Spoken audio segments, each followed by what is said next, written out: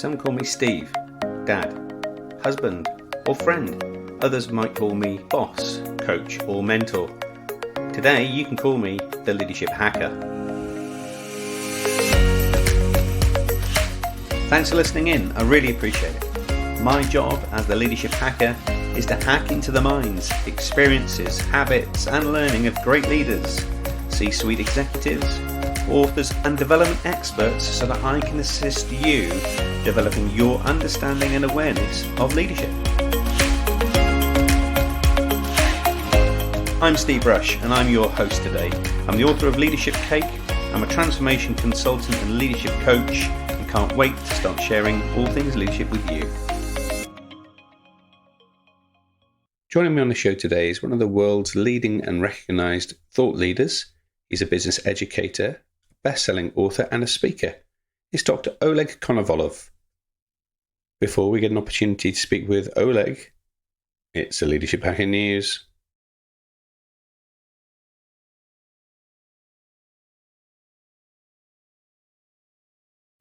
What makes someone a great leader? Is it having knowledge, good genes, vision, courage? Well, many of us will have our very own variation based on our experiences and what we believe to be great in leaders. There is one commonality, though, that we're likely to share. What really distinguishes the world's most successful leaders is emotional intelligence, or the ability to identify and monitor emotions of not only ourselves but others around us. Organisations today are increasingly looking through the lens of emotional intelligence when hiring, promoting and developing their employees. And years of study have shown that more emotional intelligence somebody has, the better their chances of success and the better their performance.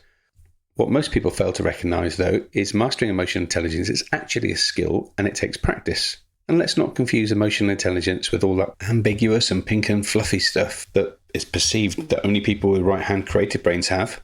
Daniel Goleman, professor at Harvard University, who's also been renowned for his work and research on emotional intelligence, has broken this down into 4 areas: self-awareness, self-management, social awareness, and relationship management. And here's our brief 101 on emotional intelligence. Self-awareness. Well, this is the capacity to tune into our own emotions. It allows us to know when we're feeling the way we are, but also the reasons why we feel that way, as well as the people around us. It's about tuning into the feelings that help us or hold us back about what we're trying to do. By understanding our own strengths and limitations, we can operate from a position of competence and clarity, knowing when we can also rely on other people. Self-management. This is the ability to keep disruptive emotions and impulses under control. This is a powerful skill for leaders, especially during a crisis, because people will look to us to make sure that we can provide reassurance. And if we're calm as leaders, they can be calm too. I coined a phrase, your leadership barometer, because you're almost the weather forecast emotionally for people. This is about playing from the logical part of our brain, not the emotional part of our brain. And the core competencies here are having that awareness of self-emotional control, adaptability, being agile in the face of change and uncertainty, achievement orientation, striving to meet or exceed those standards we set for ourselves, and having a positive outlook so that we see the good in people, situations and events. This can really unlock creativity and opportunity. Social awareness. Social awareness indicates the accuracy in reading and interpreting other people's emotions, often through non-verbal communication first. Socially aware leaders are really able to relate to many different people in different ways, able to listen attentively and communicate effectively, even by observing what's not been spoken. Their core competencies here are empathy, always putting yourself in the shoes of other people, but in a meaningful way. And organizational awareness. Can you read the emotional changes and currents and undertones and dynamics within the people you work with, but also in the organization? And the last is relationship management. And this is an interpersonal skill that really allows us to act in a way to motivate, inspire others while maintaining focus on important relationships. And the core competencies here are influence, gathering support from others, creating an engaging group of people, coaching and mentoring, dedicating your life's work to giving feedback and supporting and coaching others. Conflict management, being comfortable with uncomfortable disagreements in teams and sides so that you're able to help people find a win-win outcome.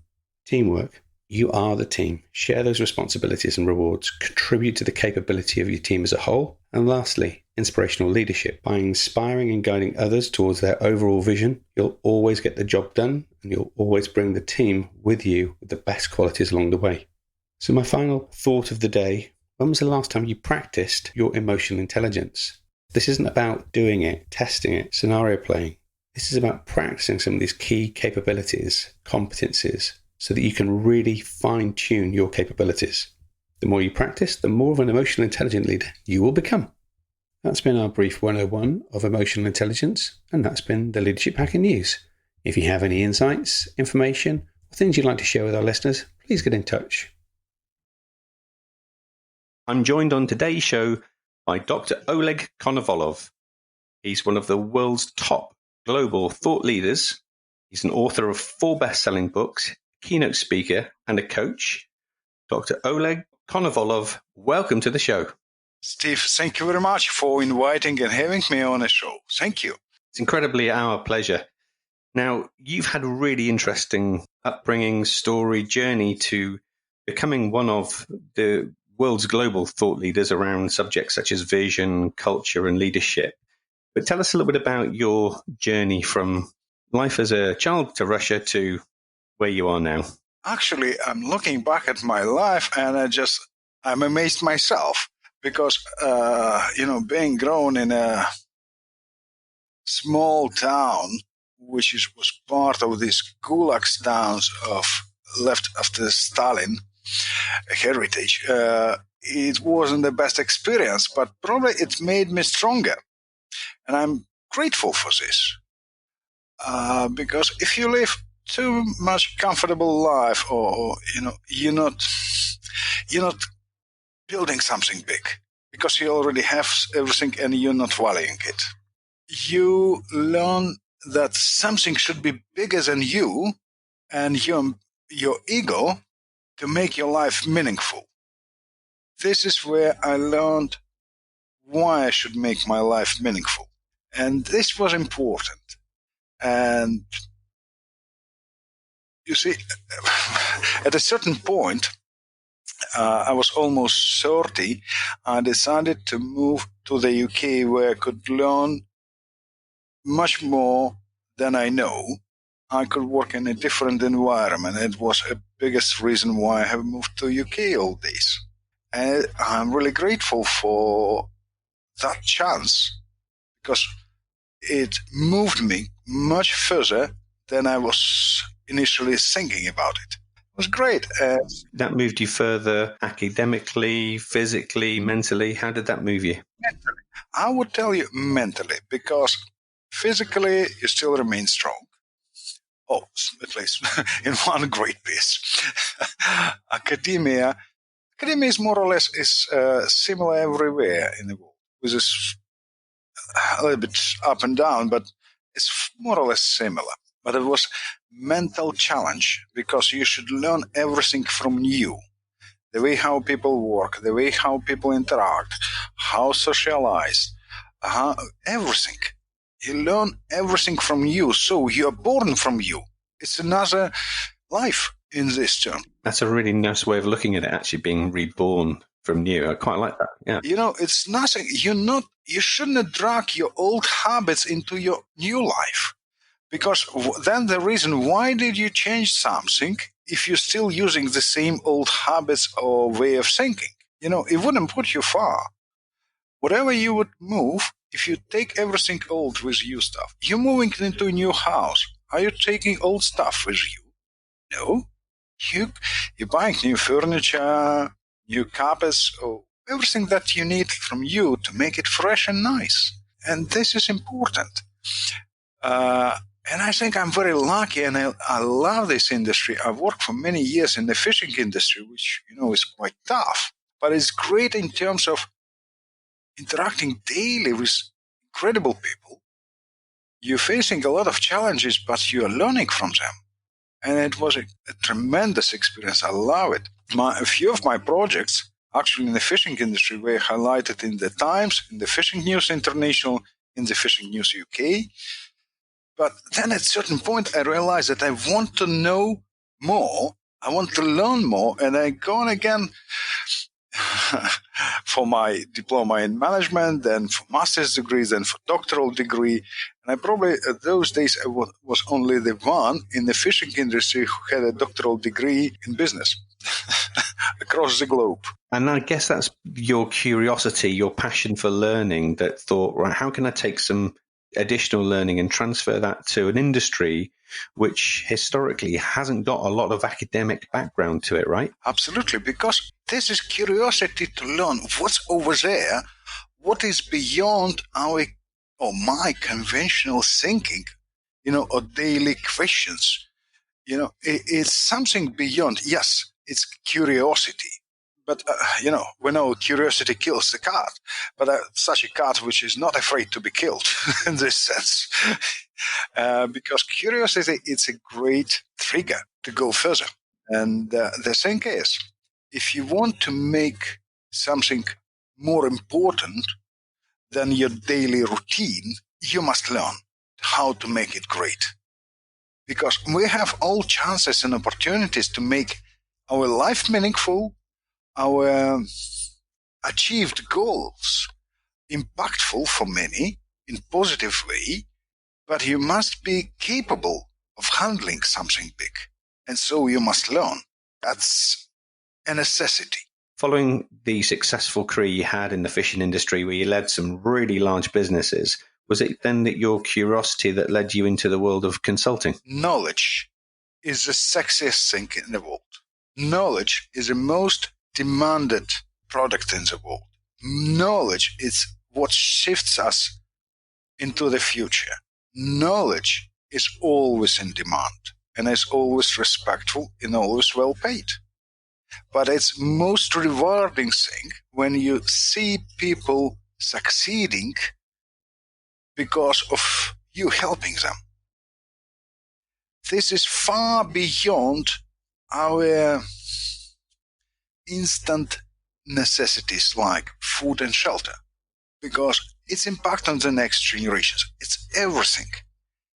You see, when we talk the digital era being now, we should assume that it is a knowledge era triggered by people who changed the things in management that allowed to change technologies and so allowed to make this digital era coming. So it is knowledge. And I guess knowledge was what led you to put pen to paper, and your first best-selling book was The Corporate Superpower. And that was around, taking some theory, if you like, but giving it some structure. And having read it myself, it's around that whole theory of how do we give structure to culture. Tell us a little bit about that. It started from very, very curious point. We love talking about positive culture and how culture is important. Then I looked at, why we're not talking about negative culture? Because the majority of companies these days, they still have negative culture. And what I have found, there are about 450,000 articles you could find only from academia on positive culture, and only about 72 articles on negative culture, where the reality is completely opposite. And I thought, what is the algorithm? Because whatever we're reading in the books or listening at the conferences, it's all discussion is wrapped around how to have a good culture, but how to have a clear, simple, and effective algorithm was still remaining as a gap. And so I decided to cover this gap and created corporate superpower as an algorithm, as a response for everyday needs, where every leader, every manager could open it and see how to create culture, what stands on it, how to create values or define values, what are properties of engagement, everything. So to find, therefore I call it, at the end of the book, I call it define, make a checklist, because it's like winery. You're taking care of it, you're growing, you're cultivating it, and then you're getting a great result. And therefore it was important to give people really practical solutions instead of general chit-chat. That's a good point of being an efficient industry. You must come with a result. Right. Because you can't sell the fish that you don't have. People need exact instruction. Simple, because we don't have much time for philosophical conversations about something being good or not. You've either caught fish or you haven't caught fish, right? Absolutely. I love catching big fish and so big results. But lying behind that, I guess, would still be all of that foundation of discipline, structure, the people you work with. That doesn't change, does it? No, because I would call myself lucky, blessed, whatever, because I've worked with incredible professionals. I learned and studied from incredible people from academia. I'm really grateful because it's a matter who teaches you, and not just a personality, not just a professional, but a whole person from whom you really learn how to be a whole person yourself. And that's incredible. For instance, if we look at a simple point which we often neglect, an outlook is one thing, but how you could connect dots, which seems like very non-relevant, is a mastery itself. So you must know how to make those nice pictures, really vivid pictures that could give you the right answers or most effective answers. Now, your next book was Leaderology, and Forbes has quoted that as being one of the top leadership books of the last year. What was the inspiration for Leaderology? I'm really proud of this book because, first of all, we were so drawn into the quoting leadership every day that we look at it as function or one of the functions. We're diluting the meaning of leadership. We're taking many things for granted and so not realizing what's going on behind. So we're looking at leaders and declaring something. But leadership is a system. It's a system of growing people. It's a system to be of master of everything you manage in terms of leading, in terms of a context in which you and your people exist. And that stands not just as a system as a whole, but its ability to create other productive systems in terms of what kind of organizations you create, what kind of a people you grow to achieve those incredible results, how you make people stronger. Because what I believe, if you help your people grow, people will help you to become a better leader. They will make you a better leader. It is a journey. If I work as a leader myself and take care of people, they will take care of me. Right. If I work as a good consultant for a company, whatever I do in the best way to help the company, they are bouncing back with their feedback that makes me stronger as a consultant. As a coach, well, I'm a bit picky. I'm always trying to choose good clients, those who are really willing to make a difference, because they make me a better coach. And that's it, absolutely, because I'm learning from them probably even more than they learn from me. I'm just from different angle, but I'm still gaining. So all of us, we are multiplying each other. They test and challenge your capabilities, your worldview as well, right? It's a matter how to reveal the people greatness to make things strong, whether it would be company or culture within the company, or even every personality which comes back home after office hours and makes his family happy. Yeah, I see that. Now, I love the start of Leaderology because your first chapter is almost a letter to yourself when you were 30. And I think that's a really great idea. And I love reading it. But what was the inspiration for that? This was a reflection what I have missed at those days, what I was really short. I wish I would have somebody at those days who would be telling me, this is wrong, or this is right. Emphasize on this, or do that.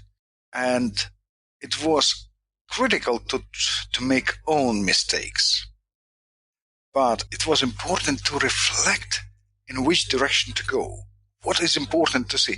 Because we've been emphasizing Hans to repeat the same old patterned mistakes. All people like me, what they've been doing, everything they've been taught by books or by senior managers, so more or less without thinking in which direction to go. And so repeating old mistakes again and again. It's draining your energy, it's draining your time, it's not moving you far.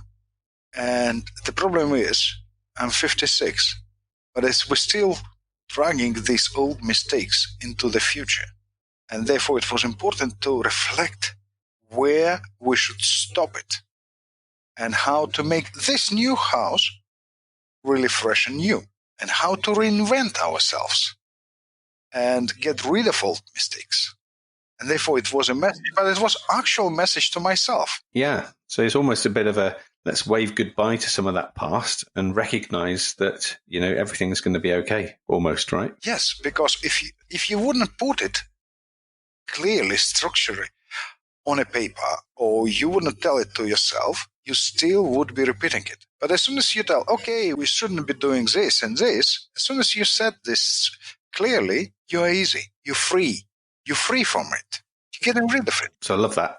And if anybody gets a chance to read Leaderology, it's a really insightful start to what you go on to talk about, which is almost the anatomy of how we as leaders operate, and that's your systems and stuff.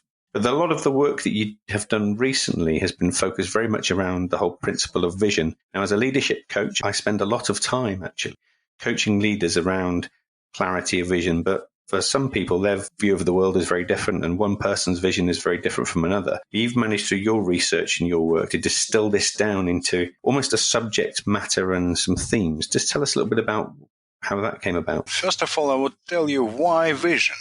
My friends often ask me, why you didn't start your journey straight from the vision? And I said, because it was important to build up a platform for me to get down to vision, because it's still a bit of a miracle in it. But people assume what vision is. Is it a gift or is it something different? And what I have found, vision is not a gift, it's a hard work.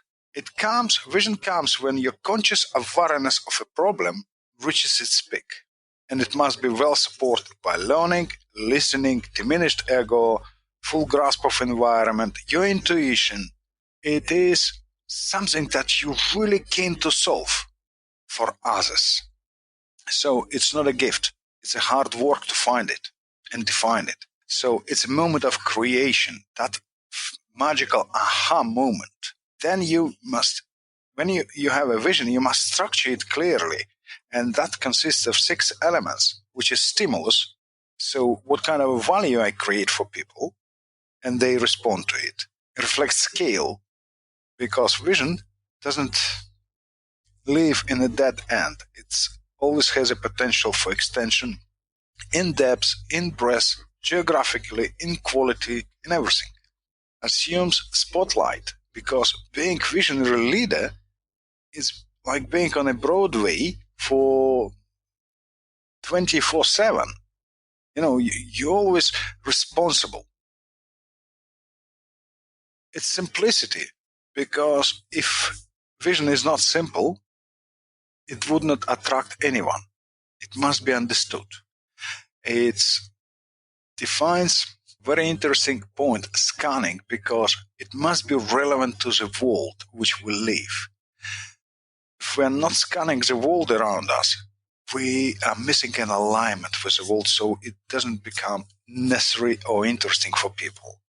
And of course, excitement and passion, because vision is a strong emotion itself. And when you have passion for your vision, you bouncing it to people and they bounce it back and multiplying this passion. So it becomes a strong emotional force, which pushes people for something great. But then vision must be well communicated, because here comes a difference. What's the difference between communicating and sharing vision? We communicate facts, but we share stories and emotions. So we need both to communicate strong vision. And then it goes to execution, where it's, to handle something huge. as vision, you must be a strong leader. And so you must have a strong team. And so it stands on a focus, on a will to achieve it. It stands on a strong culture. It stands on a clear understanding of your capacities, on a very enhanced and enabled decision-making from all of the team members, on the influence that you're expecting. So more or less, it's a 6-step process. But what's important, vision is an uncertainty. Our whole life is uncertainty. But what happens? We grow when we go through uncertainty to reach the point of certainty, also comfort zone. But it all depends how quickly we would leave that comfort zone. If we will stay in it, we will be drawn into the swamp of comfort. We wouldn't grow anymore, and a vision dies. But we must keep going all the time. And the process is quite simple. It's a business tool now, which is a 6 steps process, which is teachable, manageable, very effective. The only thing is we must consider. At the moment, what I have found, only 0.1% of modern leaders have vision. So it is important for many. But how many people would be willing to take this hard work and do it properly for other people is also critical. What do you think the reason is that most leaders really struggle with that concept, that vision isn't pink and fluffy, but it is really hard work? What do you think causes that in your experience? Because vision is something big, people was really afraid to approach it. If you would hardly find many books on it. A couple of books, yes, but hardly find many. It's one thing, it's big, it's quite mystical, so we would not touch it. It's one thing. Point B, you must be strong yourself to accept this and grow as a visionary leader, which is a bit different because you must develop courageous thinking. You must be confident and credible. You must develop all the time your inner excellence. You must create a knowledge bank around you, not just followers, but a knowledge bank. So it's a hard work in this sense. And a courage to stand firm on your point is critical, because what happens these days? We have too many leaders who are trying to please everyone, which wouldn't lead anyone far. We have too many leaders who are driven by their personal ambitions, so they will drive people off the cliff just to satisfy themselves. So they're not bothered about vision at all. And again, vision is needed for people who really generate something scalable. It's not much needed for somebody who, for instance, for a worker. I also wonder, because when you create a vision, there's no immediate return. It's a little bit further away, and therefore if we're drawn into delivery of results and ambitions today, then sometimes the vision gets left behind. Absolutely.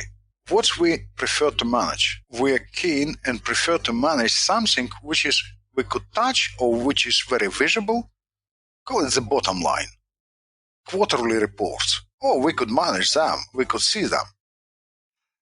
But vision is a bit greater. So it is not easy to stay aligned with something which is 5 or 10 years ahead of you. And it's also moving, because as vision progresses, it grows.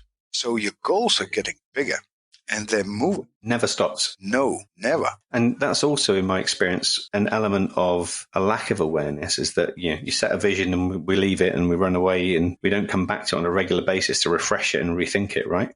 You see, for instance, can you make your family life happier than today? Yes. You just need to find new meanings of every day, every time. The same in business. It pushes you far and far and far away, from you being initially, from that boy we mentioned. Can I say that I had a vision at my 30? No. It came much later, when I start really deeply thinking what I want to make different in my life. So it's a journey itself. Got it. So within your book, Leaderology, you've got loads of other tips around the anatomy of leadership. At this part of the show, though, we're going to try and distill your 30 lessons that you have in leaderology, in your years and years of experience of learning and culture and knowledge, and try and distill it into your top 3 leadership hacks. What would they be, Oleg? The first one would be, don't rush to call yourself a leader? The most important and simple but important question you should understand. You could call yourself a leader if people under your leadership achieved something serious. So the question would be, what people achieved under my leadership where I could call myself a leader? I never saw a wise leader not being humble. Humility is critical. You should learn every day, and you should have a strong backbone to admit that you don't know something, and you could learn or take it from somebody from your team. The thing is, if you want to be good, get coach, get mentor, because you need that expertise to become stronger. Otherwise, you are sentenced to learn simple basic things all your life. Don't waste it. Take it from somebody who knows it already. You're saving life, and you're saving your people effort to make the things more effective now, today.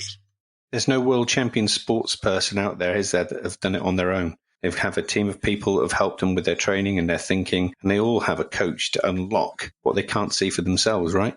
No chance, because we are all in one boat, right? And who could tell me who is rowing better, who is a champion? We are all together. And at this part of the show also, we've really started to enjoy listening to leadership lessons from our guests where things haven't particularly gone well. So we call it hack to attack. Has there been a time in your career or indeed your life where things didn't work out for you or it went wrong, but that's now become a learn for you and you use that as a positive in your life? Oh, yeah. I don't know anyone who reached something serious in his life without being through the really tough life situations. What would be the one thing that's probably the biggest hack to attack for you? First thing I learned, stay yourself. Whatever happens, don't lose yourself. You could lose everything. You could lose money. You could lose house. You could do everything. Be yourself. Because if you lose yourself, you lose everything. Then no money could cover it. Nothing would cover it. It's one thing. Another thing, your goals must be much greater than your problems. If your goals are little and problems are great, you are done. You're dead. And every lesson is a lesson. You're learning to be better and stronger because it's a moment of reinventing and it's always painful. Right, and learning can be tough. And nothing wrong with that. Just be proud of it. But it's those lessons and what you do with the learning that makes a difference, right? It is. It is a huge difference because, again, what we learn is important. Because if it's like something immediate, always think one thing. But if you're reflecting those lessons within a time, you're getting much deeper meanings out of it. And there are even more valuable. Because at the first point when you're losing something, you're experiencing too much pain. And pain is not the best teacher because it's often misleading you. You just need to overcome pain, and then you're learning even more than you have learned before. Super advice. So we're going to ask you to do a bit of time travel now, Oleg. We're going to take you back to bump into Oleg at 21, and it's your chance to give him a bit of advice. So what would your advice be? Learn deeply. I would tell you why. We're all learning something at 21, but it's more like a shallow knowledge of everything. At 21, we are more jumping around. We're not learning deep. We start realizing the value of learning at much later stage. And, well, being at 21 with much fresher mind, it would be more productive. It would be more effective. So learning is critical. It defines your life. It does, doesn't it? Yeah. It does. It really does. The more you learn, the more you know, the more you know, the more you can respond. The more you respond, the more able you are to deal with situations. I could give you another perspective. Please do, yeah. I'm one of the Marshall Goldsmith's 100 coaches and talking with him regularly and learning a ton from him. He is number one in the world on leadership and he is number one executive coach in the world. He's a father of executive coaching. And his great motto is learn as much as you can, help as much as you can. And I love this because it is critical. The more you learn, the more you could give. Why the leader should learn more? Because I learn to help my people in a greater sense. If I know nothing or know little, how I could help my people grow? No chance. I learn to be a better servant of my people. This is critical. It is, yeah. If I would know this at 21, my life would be much different, but not as colorful. And learning is what people listening today will be getting to. So learning about you, learning about some of your thoughts and some of your thinking, and particularly how by applying some real thought and structure around vision, they can really change their dynamics. So thank you for sharing some learning. Thank you, Steve. Thank you. It was a great honor. I love our conversation. Thank you. I'm pretty sure that people listening today will want to get their hands on a copy of Leaderology or find out a little bit about the work you're doing at the moment. If we were to connect you with our listeners, how best could we do that? They could go to my website, olegkonovalov.com or LEGKONOVALOV.com, or they could find me on LinkedIn. I'm always happy to chat or respond and share what I know. Thank you. Awesome. And we'll make sure that we put links to your books and your website in our show notes as well, Oleg, so folk can head over there as soon as they finish listening. Well, thank you. And I just wanted to say, we've spoken a few times, and I find that the work you've done really thoughtful and really helpful, and it's inspired me. And I'm just delighted that we've had the opportunity for you to join us on the Leadership Hacker podcast. So, Oleg, thank you ever so much for me. Thank you very much. Thank you. I genuinely want to say a heartfelt thanks for taking time out of your day to listen in too. We do this in the service of helping others and spreading the word of leadership. Without you listening in, there would be no show.